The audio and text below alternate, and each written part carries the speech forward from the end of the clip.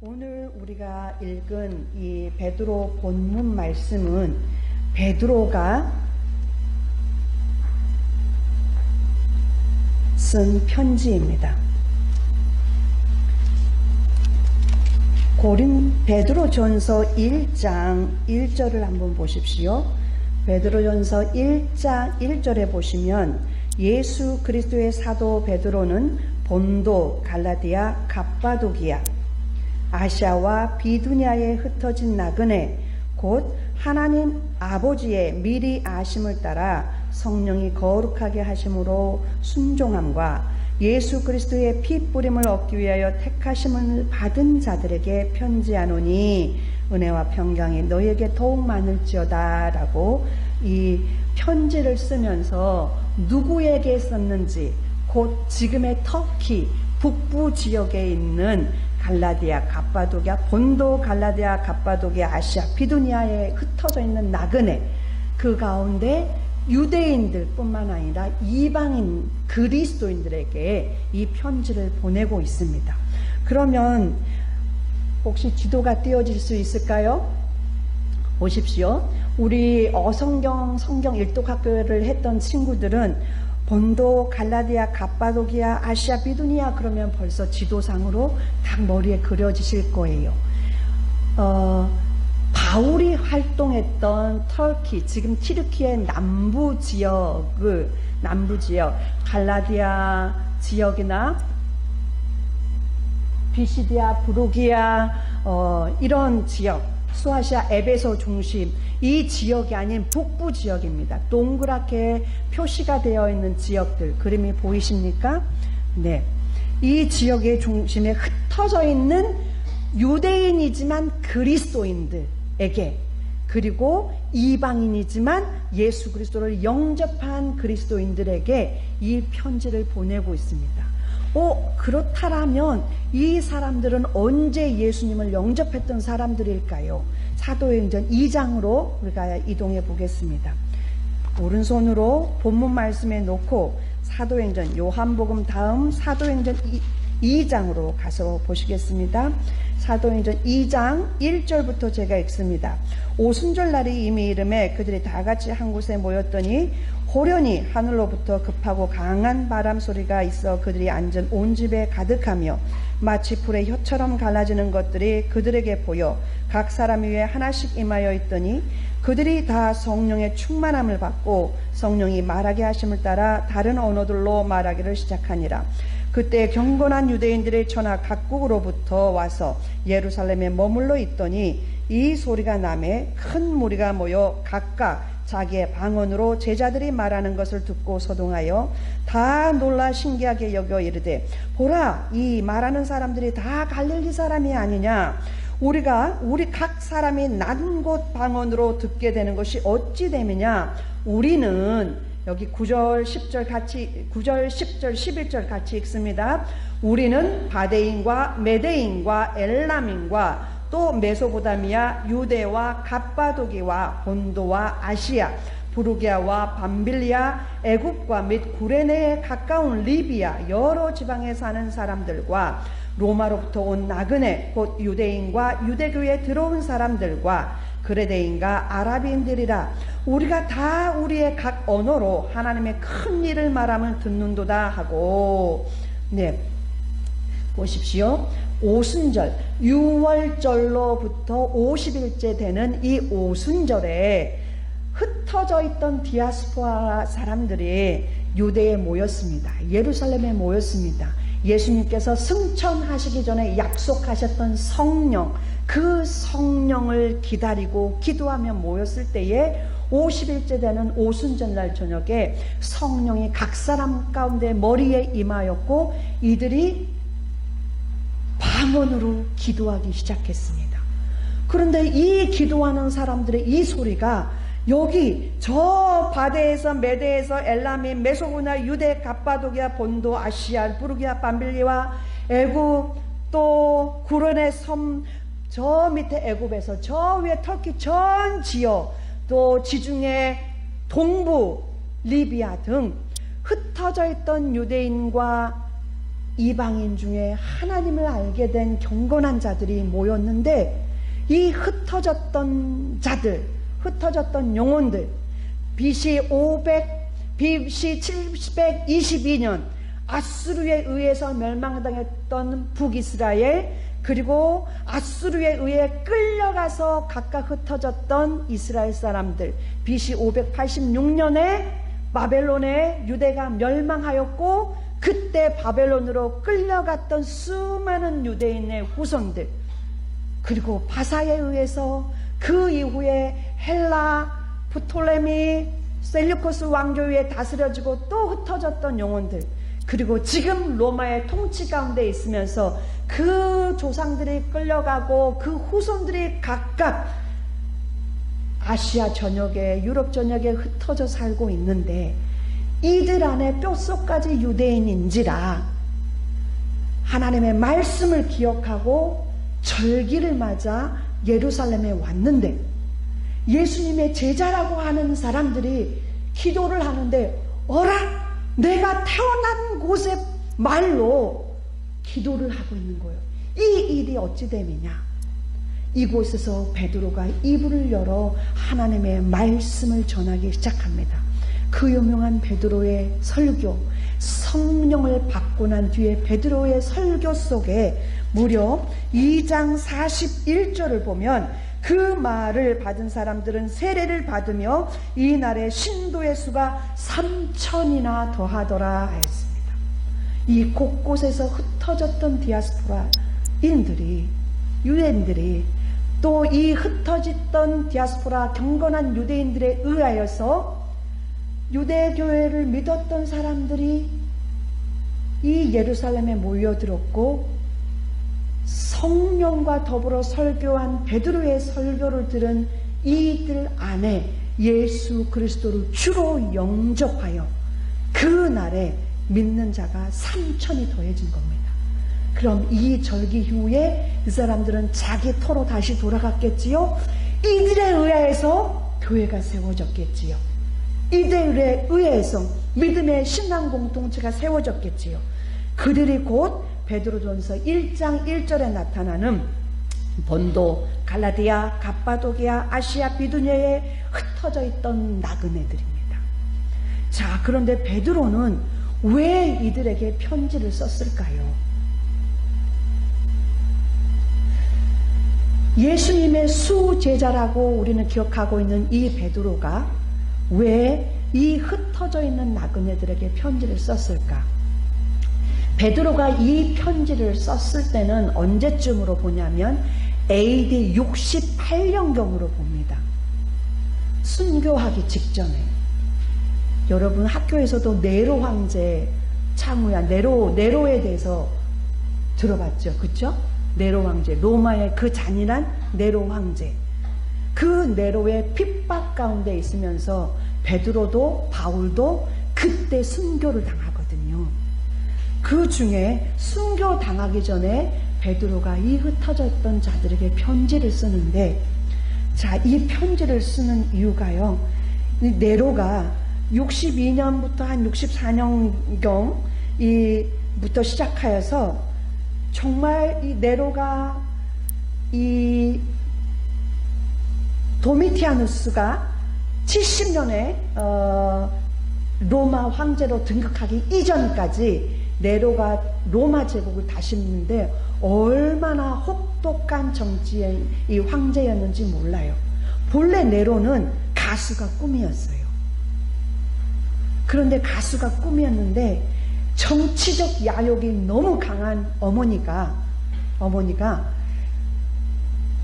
근친상간을 통하여서 황제의 부인이 되어지고 급기야 그의 아들인 네로를 이 로마의 황제로 등극시킵니다. 자식의 순서상으로 보면 네로가 황제가 될 수 없는데 어머니의 정치적 야욕으로 가수가 꿈이었던 이 네로가 황제가 되어지고, 그런데 당시 로마는 자기가 머물고 있는 궁이나 이런 곳은 돌로 지어진 화려한 이 석재, 대리석으로 이런 것으로 지어졌는데 그 외에는 목재로 지어져서 그 당시에도 10층 아파트도 있었다고 해요. 목조로 자기 궁 외에는 그 다닥다닥다닥 목재 아파트들이 늘 눈에 거슬렀다고 해요. 이 네로 눈에. 그래서 이 AD 64년경에 로마에 엄청난 대화재가 일어나는데 당시의 네로는 가수가 꿈이었기에 이 로마로부터 한 7, 80km 떨어져 있는 악티움이라는 곳에서 노래를 부르고 있었다고 해요. 그런데 64년 7월 19일에 로마에 그 따닥따닥 붙어 있었던 이 목조 아파트에서 불이 붙기 시작하더니 삽시간에 로마 전체로 퍼집니다. 로마가 14개 구로, 안양은 동안구, 만안구로 되어 있잖아요.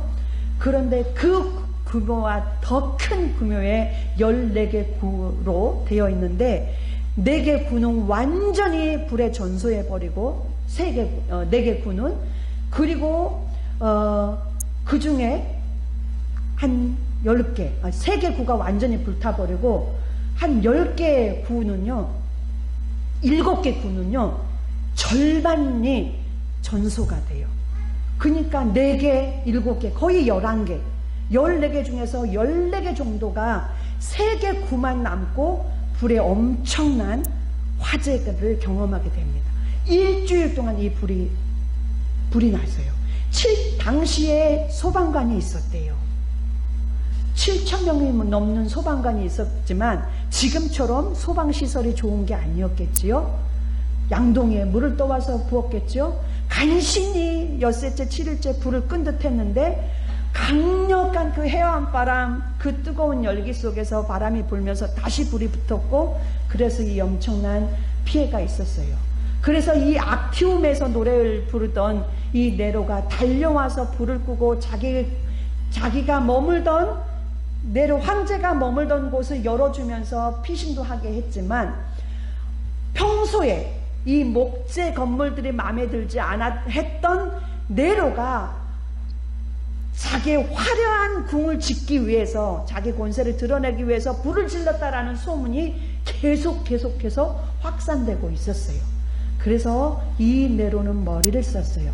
당시에 로마는 3천여 명의 그리스도인들이 그 로마에 있었다고 합니다. 바울이 쓴 편지에 보면, 그렇죠, 바울이 3차 선교 여행을 하면서 쓴 편지가 있어요. 그렇죠? 고린도에서 로마 교회에 보낸 편지. 로마 교회는 바울에 의해서 세워진 교회가 아니고 흩어졌던 유대인들에 의해서 세워진 교회인데, 가정교회든 교회가 있었는데, 그 로마 교회에 보낸 편지 중에 내가 이 3차 선교여행을 마치고 예루살렘에 갈라디아 교회, 또 저 에베소, 마게도냐, 그리고 고린도 이 지역에서 헌금한 것들을 걷어서 우리 복음의 빚진 자로서 예루살렘 모 교회에 어려움을 겪고 있는 이 모 교회에 헌금하고, 그 다음에 거기 내가 그 로마로 갈 건데, 내가 거기 가면 이 땅 끝이라고 할 수 있는 저 서바나, 스페인까지 가는 데 있어서 내 후원자가 되주시지 않겠습니까? 라는 글이 이 바울서신에서, 로마서에서 우리가 알 수 있거든요. 이러한 배경에 있는 속에서, 자, 이 로마에 있는 3천여 명의 그리스도인 중에 네로는요, 그리스도인들이 늘 소수이기도 하고 당시에, 그리고 늘 이 그리스도인 문제라는 거, 글라우디오 황제 때도 이 바울의 선교 여행을 통하여서도 알 수 있지만, 이 사도행전의 하반부에 보면 알 수 있지만, 황제, 로마 황제, 모든 길은 로마로 향한다라고 할 정도로 로마가 당시 세계의 중심 국가였잖아요. 그러한 속에서 황제를 숭배하게 했는데, 그리스도인들만은 유일하신 하나님만을 섬겼기 때문에 늘 눈의 가시였어요. 그래서 네로 황제는 이것을, 이 화재의 원인, 주동자가 바로 저 그리스도입니다 라고 뒤집어 씌워서 당시에 그리스도인들을 밤에, 어두운 밤에 장대에 매달아 기름을 부어 훨훨 타게 했습니다. 활활. 이 유대인 그리스도인들을 이 로마를 밝히는 등불이 되게 했어요. 그래서 1장 7절에 보십시오. 로마전서 1장 7절에 보면 너희 믿음의 확실함은 불로 연단하여도 없어질 금보다 더 귀하다. 그래서 불로 연단하여도 없어질 금보다 더 귀하다라는 이 말은요, 이미지가 아니에요. 실제 당시의 처형 모습이었어요. 유대인 그리스도인들이 처참하게 순교의 현장에 있었던 이 원인들이에요. 당시에 바울도 그리고 베드로도 로마에 머물고 있었는데, 이러한 상황 속에서 이런 환경들을 피해서 흩어졌던 유대인 그리스도인들, 그리고 이방인들을 향하여서 두려움 속에 얼마나 떨고 있었겠어요. 그렇죠? 그 두려움과 핍박 가운데 있었던 영혼들에게 위로하고 소망을 주기 위해서 이 베드로 전후서가 기록되어 있었어요. 이 핍박 속에서 뿐만 아니라 4장을 한번 보실까요? 4장, 그리스도인들이 받는 4장 12절부터 보십시오.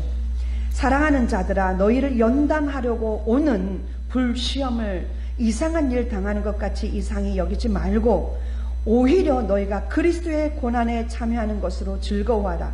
이는 그의 영광을 나타내실 때에 너희로 즐거워하고 기뻐하게 하려 함이라. 너희가 그리스도의 이름으로 치욕을 당하면 복이 있는 자로다. 영광의 영 곧 하나님의 영이 너희 위에 계심이라. 너희 중에 누구든지 살인이나 도둑질이나 악행이나 남의 일을 간섭하는 자로 고난을 받지 말려니와 만일 그리스도인으로 고난을 받으면 부끄러워하지 말고 도리어 그 이름으로 하나님께 영광을 돌리라.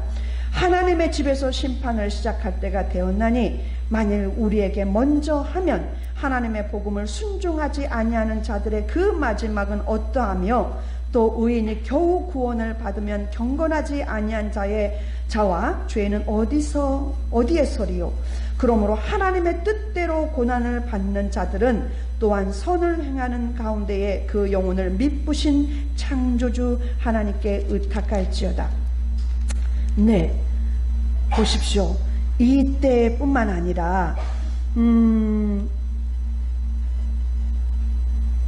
4장 2절 3절도 한번 보십시오. 베드로전서 4장 2절 3절 그 후로는 다른 사람의 정욕을 따르지 않고 하나님의 뜻을 따라 육체의 남은 때를 살게 하려 함이라.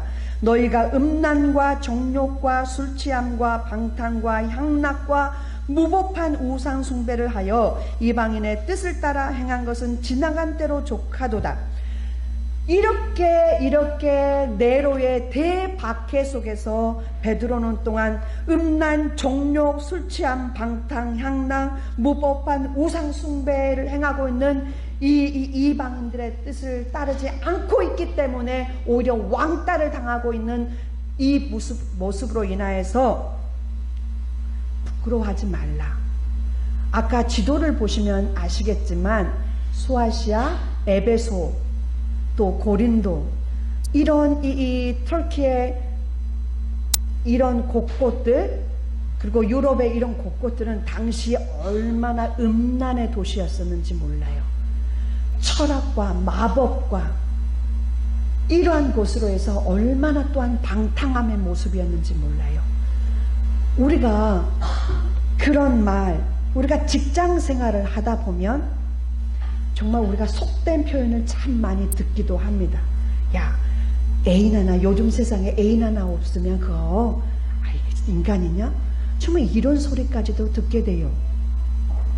우리가 직장 생활을 하면서 술 한잔 할 수 있잖아요. 성경에 술 취하지 말라 그랬지 술 먹지 말라 그랬어요? 하는 말로써 우리가 행하는, 우리가 거부하고 있는, 우리가 믿음을 지키는 그 이유 하나하나만으로 우리가 직장생활에서 때로는 왕따를 당하기도 하고 소외를 당하기도 해요. 저도 짧은 시간 직장생활을 해봤지만 믿음을 갖고 있다는 이유로 왕따를 당할 때가 한두 번이 아니었었거든요. 세상 속에서 100명의 직장인이 있다면 그 안에 믿음의 사람들은 많으면 4분의 1에 불과한 거예요. 그 속에서 내가 믿음을 지키는 것, 그리스도인으로 산다는 것이 쉬운 일은 아닌 거예요. 아유, 교회 다니는 사람들은 재미없어. 이런 말 듣기 일쑤고요. 아, 교회 다니는 사람들은 말이 안 통해. 드라마도 안 보고 그래서 대화도 안 돼. 이런 말을 듣기 일쑤인 거죠. 참 어려운 부분인 거예요. 이 흩어진 그리스도인들이 듣는 말은 환난과 핍박과 또 거룩함을 지켜감 속에서 오는 그러한 소외됨, 이러한 부분이었어요. 그래서 베드로는 이들에게 위로와 격려와 소망의 메시지를 주고 있는 겁니다. 자, 이러한 메시지 속에서 베드로가 어떤 위로의 소리를 주냐? 적용의 첫 번째, 건축자들이 버린 돌, 모퉁이 돌이 대신 예수 그리스도로 위로를 줍니다. 2장 6절입니다. 성경에 기록되었을 때 보라, 내가 택한 보배로운 모퉁이 돌을 시온에 두노니 그를 믿는 자는 부끄러움을 당하지 아니하리라 했습니다. 성경에 기록되었을 때 베드로는 자기의 말로서가 아니라 기록된 하나님의 말씀으로 고난 가운데 있는 하나님의 백성들, 그리스도인들을 위로하고 격려합니다. 이 말씀, 건축자들이 버린 돌이 모퉁이 돌이 되었다. 이 말씀은 이사야 28장 16절 말씀을 인용한 말씀이에요. 그러므로 우리 주 여호와께서 이같이 이르시되 보라, 내가 한 돌을 시온에 두어 기초를 삼았노니 곧 시험한 돌이요 귀하고 견고한 기초돌이라 그것을 믿는 이는 다급하게 되지 아니하느니라. 예수님께서요 메시아로서 이스라엘 땅에 오셨지만 유대인들에게 메시아로서 인정받지 못했어요. 그렇죠? 그리고 오히려 율법학자라고 하는 유대인, 바리새인, 서기관, 대제사장들은 오히려 예수님을 신속 모독일 뿐만 아니라 예수님을 수치스러운 나무에 죽게 하려고 로마 황제의, 유대인의 왕이라 하면서 오히려 로마의 권위에 저항하니 이거는 정치범입니다 라고 하여 이스라엘 사람 유대인들은 나무에 달린 자마다 저주 아래 놓인 자다라고 하는 그 말씀을 기억하면서 오히려 예수를 십자가에, 이 페르시아에 처형틀인 십자가에 내어놓도록 예수를 고발하고 그렇게 죽게 했어요. 이렇게 버림받은, 건축하는 사람들이 버림받았던 그 돌을 오히려 모퉁이 돌, 기초석, 제가 어렸을 때, 제가 태어났을 때 초가집이었어요. 그럼 저희 아버지께서 그 초가집을 헐고 당시에 양철 지붕을 아버지가 손수 지으셨어요.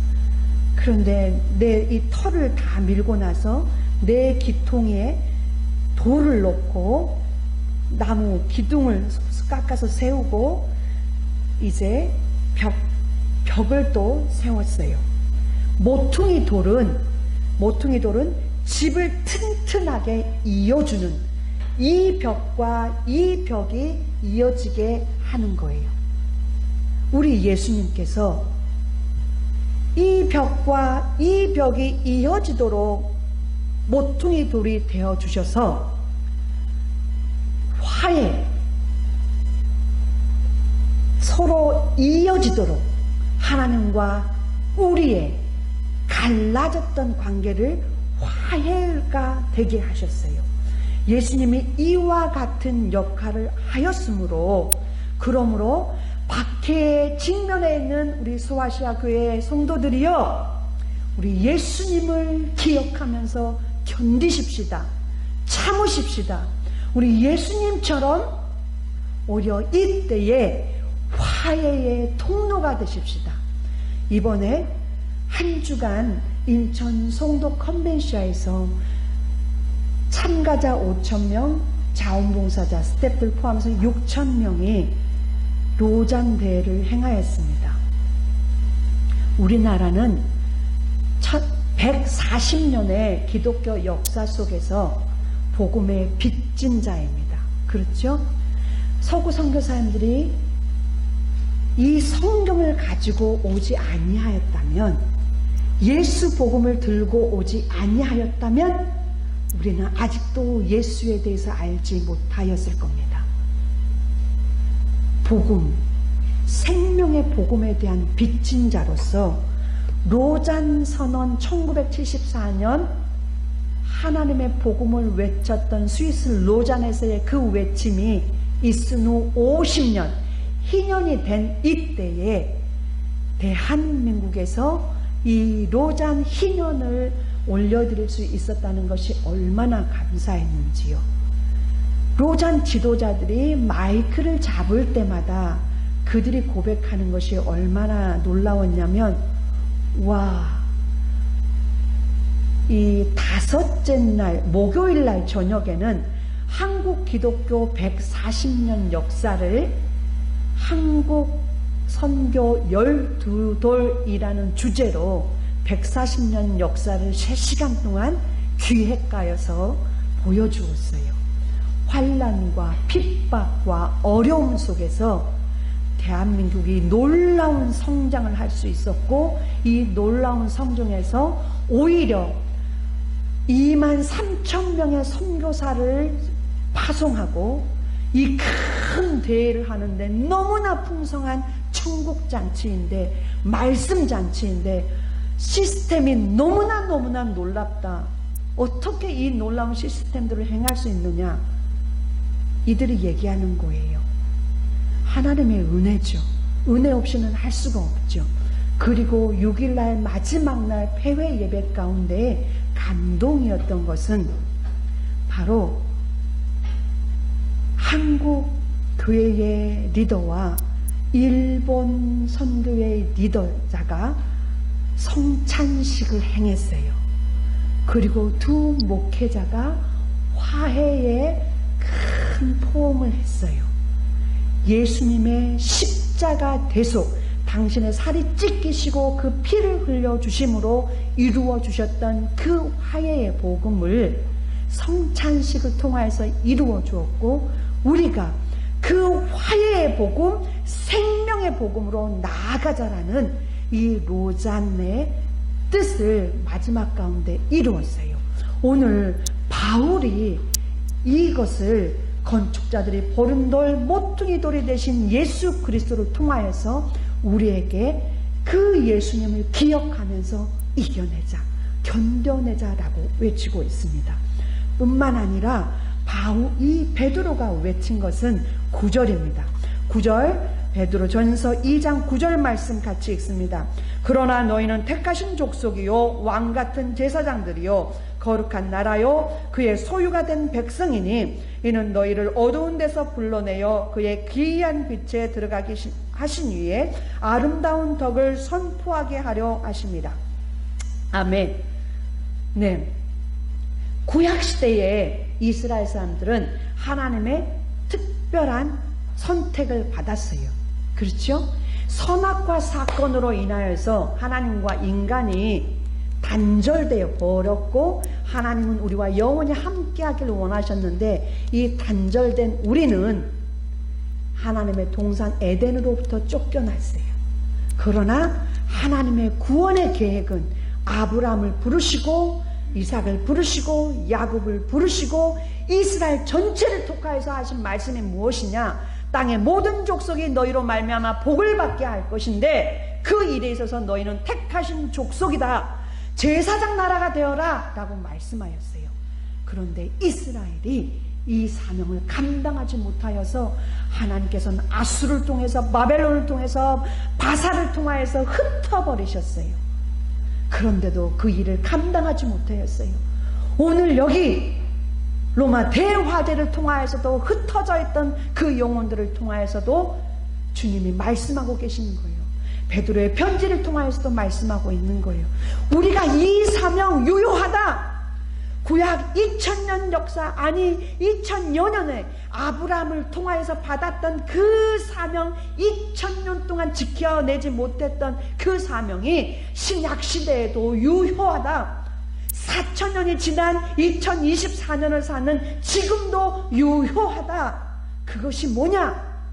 이제는 우리 모두가 왕같은 제사장이고 하나님의 택하신 족속이고 거룩한 나라고 하나님의 소유가 되는 백성이라는 사실입니다. 여기에서 왕같은 제사장이라는 것은 뭐냐면요, 김종철 집사님이 제사장 직이 맡고 있다는 거예요.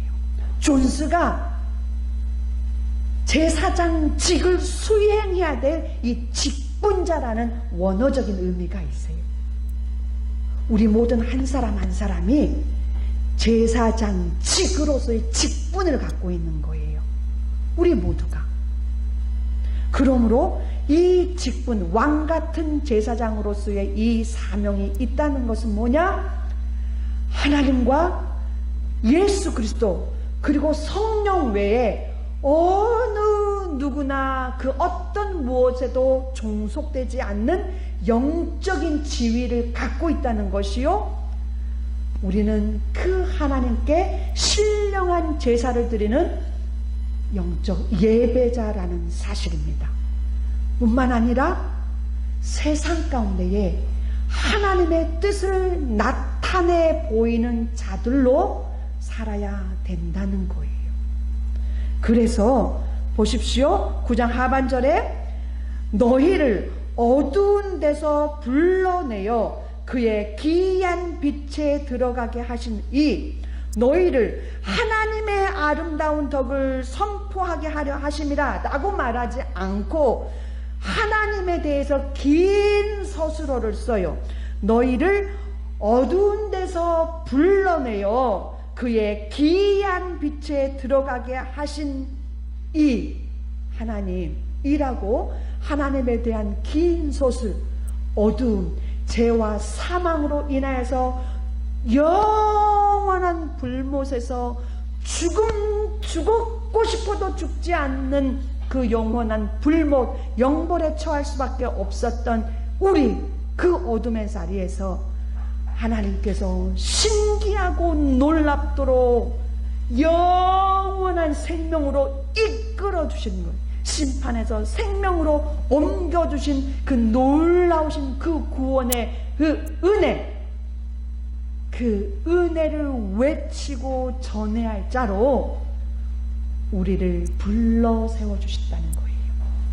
사랑하는 여러분, 요란다야 학교에서 예수님을 믿는 그리스도인으로 사는 거 쉽지 않아요. 가정에서 엄마 군사 맞아? 믿지 않는 자식들에게 이 말 들으면 안 돼요. 김말자 권사님, 그쵸? 이런 말 들으면 안 돼요.